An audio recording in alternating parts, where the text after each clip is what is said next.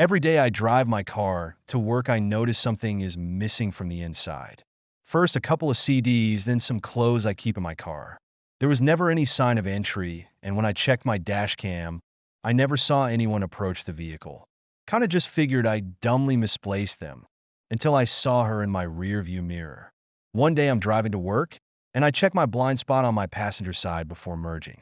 I merge and check my rear view to see if any cars were approaching. Sitting dead center in the back seat of my car was a woman with no teeth.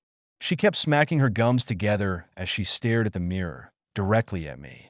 I swerved and almost ran my car off the road.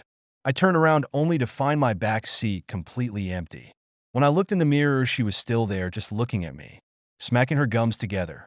I pulled the car over and threw my hazards on. When I turned into my back seat again, she wasn't there. I held my hand out to the open air and waved it around.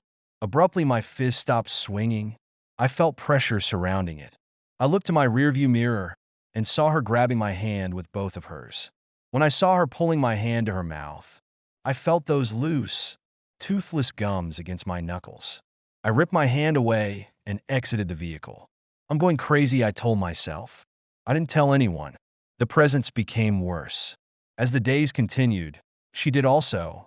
Any reflection in a car window or my bathroom mirror showed her biting down on those gums.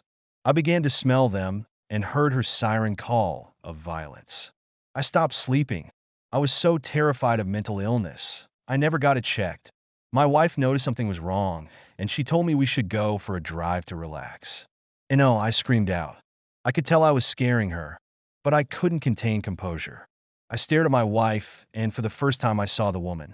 No reflection, no whispers, just flesh and bone. She was smacking her gums together and dragging a long, bony finger across her neck. She was staring directly at the back of my wife's head. I lunged at the demon and knocked my wife over. Terrified, she got up and ran into the bedroom, barricading herself while she called the cops. When I got thrown into the back of the police car, the woman was sitting right next to me. The wet sound of gum hitting gum echoing in the empty car. The cop climbed into the front seat and turned towards me. Suddenly, his eyes became wide. He screamed out with a cracked voice, "Who the fuck is she?"